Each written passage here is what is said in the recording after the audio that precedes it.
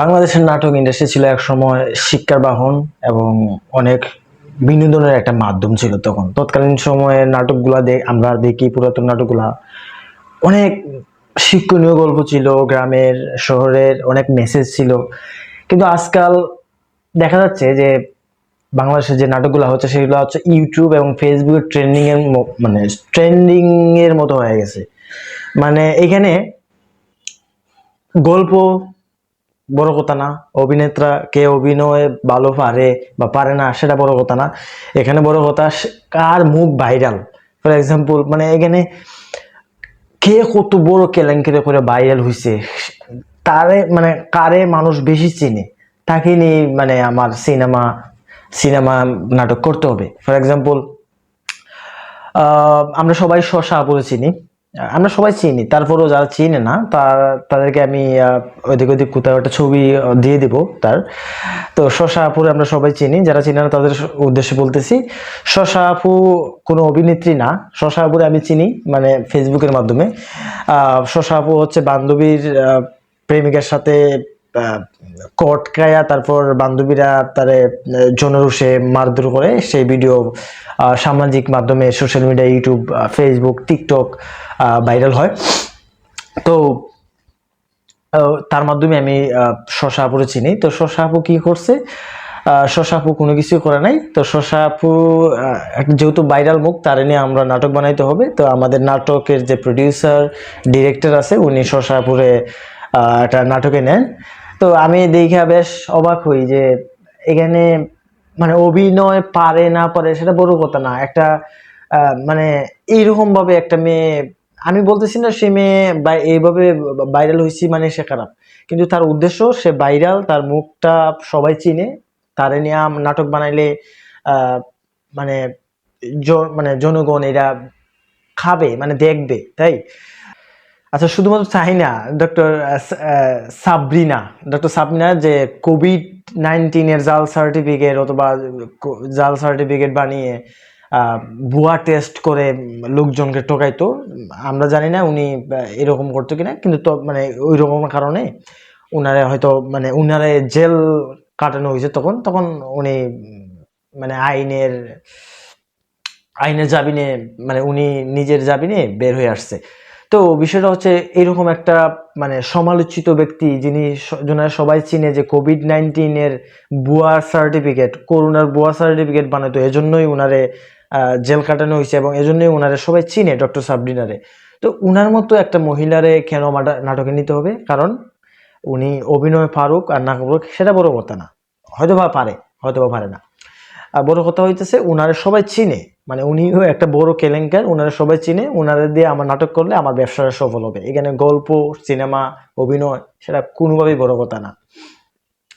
ঠিক এরকম ভাবেই আমরা দেখছিলাম যে সিদ্দিক সুরা নামে একজন লোক, আমরা সবাই চিনি। উনি চুরি করে ধরা খায়, তারপর আমার ভুল হয়েছে কথা বলে ভাইরাল হয়। টাকা নিয়ে দৌড় মারছি লিগা আমার ভুল হচ্ছে। তো ভাইরাল হওয়ার পরে মানুষ তারে নিয়ে এমন ট্রোল করতে করতে করতে করতে তারে মানে একদম সেলিব্রিটি বানায় ফেলে। তখন যেখানেই দেখি আমার ভুল হয়েছে এই কথার ক্লিপটা লাগাই দেওয়া হয়, আমিও কোথাও দিয়ে দেব যে ক্লিপটা ভাইরাল হয়। তো তারেও নাকি মানে বড় ধরনের অনুষ্ঠানে সরকারি গেস্ট হিসেবে তারে রাখা হয়, প্রধান অতিথি হিসেবে তারে নাটকে নেওয়া হয়। এবং তার স্ত্রী নাকি, আমি শুনতেছি যে তার স্ত্রী নাকি একটা বড় মডেল। মানে কি একটা আজব ভাই, কে কোন মানে কে কোন ভাবে মানে ট্যালেন্ট আছে কিনা বড় কথা না, কে কোন ভাবে ভাইরাল হইতে পারে বড় কেলেঙ্কারি, এটা এটাতেই মিডিয়া আমলে নেয়। এবং সে যত বড়ই কেলেঙ্কারি করে ভাইরাল হোক, সেটা মিডিয়ার মাধ্যমে মানে জনগণ তার ইনকাম করায় দেয়। ফর এক্সাম্পল, জনগণ তার ভিডিও দেখে, সে যত বড়ই কেলেঙ্কারি করুক না কেন, তার জনগণ তার ভিডিও দেখার পরে ফেসবুক, ইউটিউব তো আর ওইটা জানে না। ফেসবুক, ইউটিউব যেহেতু তারা মনে করে যে যেহেতু এই লোকটা দেখে, তার মানে সে নিশ্চয়ই সেলিব্রিটি বা সে নিশ্চয়ই ভালো কিছু করতেছে, তাহলে আমার আর্ন দেওয়া উচিত। তো এটা তো একটা অ্যালগোরিদমে চলে, তো এটা তো রোবোটিকের মতো ওরা আর্ন দিয়ে দেয়। তো এখানে কেলেঙ্কারি করা বড় কথা না, তার মানে তার টাকা পাইতে হবে, মানে জনগণ তারা টাকা পাওয়া দেয়, সে যত বড় কেলেঙ্কারি করুক। আমরা আরো দেখতে পারতেছি, এরকম আরো উদাহরণ আছে। সম্প্রতি আর একটা কদিন আগে তরমুজ বিক্রেতা রনি রনি যে বললো যে ওই কিরে মধু মধু, তো ওই কথাটা বলার পরে ওরে নিয়েও নাটক বানাইতেছে, ওরে নিয়েও নাটক বানাইতেছে। জিনিসটা হইতেছে ভাই, সে জানে, সে যদি অভিনয় জানে, আমার তাতে অসুবিধা নাই, করুক। কিন্তু বিষয়টা হচ্ছে তার ভাইরাল হওয়ার আগে তারে নেন, খুঁজে খুঁজে এরকম ট্যালেন্ট বের করেন। যখন সে ভাইরাল হয়ে যায়, সবাই তার ফেসটা দেখে ফেলে, তখনই আপনি কেন নাটকে নেবেন? তার মানে আপনার উদ্দেশ্য ভিউ। হ্যাঁ, আমি জানি যে নাটক ইন্ডাস্ট্রির যে ডিরেক্টরগুলো ওরা মানে ভিউ দিয়েই চলে, কিন্তু তার মানে কি শিল্পীর ট্যালেন্টের কোনো মূল্য নাই? এখানে কোনো মূল্য নাই। এখানে ঠিক আছে, মানে মানুষ দেখতে হবে, অ্যাট দ্য সেম টাইম আপনার তো একটা পারপাস থাকতে হবে যে মানুষের একটা মেসেজ দেওয়া, বা গল্পটা আসলে মানুষ কি বলতেছেন, কি বুঝতে চাইছেন সেটাই বলা। কিন্তু আপনারা কি করতেছেন, মানে ট্রেন্ডের গায়ে গা ভাসাইতেছেন, মানুষ এইটা দেখবে খাবে, এজন্যই আপনারা করতেছেন। তো এটার দায় এবার আপনাদের নিতে হবে, এরপরে আমরা আরো দেখতেছি যে আমাদের আমাদের এলাকার পাশে রিপন ভিডিও, মানে রিপন মিয়া নামে, ওর ওর ভিডিওটা ওরা সবাই ভালোবাসে। ওরা ভালোবাসে কারণ হইতেছে ও হচ্ছে মানে একটা মানে গ্রামের একদম মানে কোনো স্ক্রিপ্ট ছাড়াই ভিডিও করে, একদম ন্যাচারালি। তো ও হইতেছে মানে একদম পিওর। আমরা তো সবাই ফরমালিন, ফর এক্সাম্পল আমরা শহরে যারা থাকি বা যারা কন্টেন্ট ক্রিয়েশন করি, তারা হইতেছে সারা সপ্তাহে হয়তো কোথাও ঘুরতে যায় না, একদিন ঘুরতে যায়, ওই দিন মানে একদম শো আপ। একদিন হয়তো কোনো ভালো জায়গায় ঘুরতে গেছে, ওইটাই ভিডিও করে, ভালো জায়গায় খাইতে গেছে ওইটাই ভিডিও করে ফেসবুকে আপলোড দেয়। তো ওইটা হচ্ছে ফরমালিন, ওইটা তো সবসময় সে তার লাইফস্টাইল ওইটা মেনটেন করে না। আর রিপন হইতেছে কি, মানে 7 দিনে ও যা করে, ধরেন ও কোথাও বেড়াতে যেছে, কোথাও কাজ করতে যেছে, ওইটাই তার কন্টেন্ট। তো এই জন্য মানুষ ওই সরলিটি, মানুষ তার সরলিটিকে পছন্দ করছে, এজন্যই তারে মানুষ সহজে মাইনা নিছে এবং সহজে তারে ভালোবাসে। এই ভালোবাসাটারই কিছু নাটকের ডিরেক্টররা তারা অপব্যবহার করতেছে। তারা মনে করতেছে যে তারে নেওয়াই মানে আমার নাটকে ভিউ হবে, এখানে থাকুক মেসেজ অথবা না থাকুক, ডাজন্ট ম্যাটার।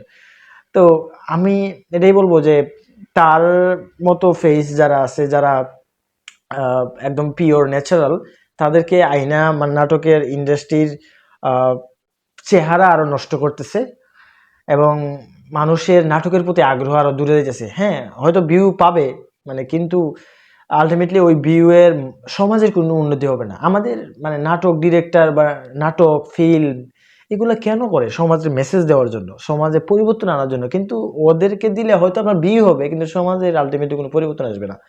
হ্যাঁ, আপনার কত টাকা আর্ন হবে, কিন্তু সমাজ আসলে এই রসাতলেই যাবে। তো এরকম আরো শত শত উদাহরণ আছে যে আমরা নাটককে কিভাবে অপব্যবহার করতেছি। আর এর দায়ভার আমাদের দর্শককেও নিতে হবে। আমরা দর্শকরা কেন এই ধরনের মানে রুচিহীন বিষয়গুলা দেখবো এবং রুচিহীন বিষয়গুলাকে ভীষণের সময় করে অযৌক্তিক বিষয়গুলাকে আমরা সময় কাটাইবো। বিনোদন বিনোদন সবকিছু না, হ্যাঁ বিনোদন পান, কিন্তু একটা মেসেজ যদি না থাকে, আমরা এই ধরনের নাটক যদি দেখা থেকে বিরত থাকি, তাইলে হয়তো আমাদের নাটকের ডিরেক্টররা, প্রডিউসাররা হয়তো অন্য দিক দিয়ে ভাববে। তো আমার এই ভিডিও করা কেউ অপমান করে না, আমার এটা প্রশ্ন। তো আমি মনে করি নাটক ইন্ডাস্ট্রিতে এখন আর শিল্পচর্চা হয় না, এখানে এক ধরনের দৌড়, ভিউ এর দৌড় আছে, যে কার নাটকের ভিউ কত, আমরা ভিউ দিয়ে জাজ করি, ভিউ দিয়ে অভিনেতা অভিনেত্রী এবং মানে আশেপাশের ডিরেক্টর প্রডিউসার সবাই আমরা ভিউ দিয়ে জাজ করি, যে ওর নাটকের ভিউ এত, তার মানে ওইটা এত, এইরকম। আসলে ভিউ দেওয়া কাউকে জাজ করা সম্ভব না, মানে সম্ভব এটা যদি কেউ জাজ করতে চায় এটা বোকামি হবে। তো আমার ভিডিও এই ভিডিওটা করার উদ্দেশ্য এই না যে কারো অপমান করা। আমার ভিডিওটার উদ্দেশ্য হচ্ছে যে একটা প্রশ্ন করা, যে আমার পর্যবেক্ষণে আমি এইগুলা খুঁজে পাইতেছি নাটক ইন্ডাস্ট্রির ধ্বংসের বা মানুষের মন উঠে যাওয়ার পেছনে এটা একমাত্র কারণ। আপনার মতাদর্শের সাথে আমার মতাদর্শ নাও মিলতে পারে, যদি না মিলে সমস্যা নাই, আপনার প্রতি আমার রেসপেক্ট। তো আমি আমার পর্যবেক্ষণে মানে বুঝতে পারছি যে এই সমস্যাগুলোর কারণে মানুষের নাটকের যে আগের যে রুচি, আগের নাটকের গুলার চেয়ে এখন আসলে মানে নাটকের মানে মেসেজ পাওয়া যায় না। আরো আগের নাটকের চেয়ে এখন নাটকে পিছিয়ে আছে, যেখানে ওয়ার্ল্ড ডেভেলপ হইতেছে ডে বাই ডে ইনক্রিজ, মানে নাটক সুন্দর হওয়ার কথা, সেখানে আমরা পিছিয়ে আছি। ধন্যবাদ।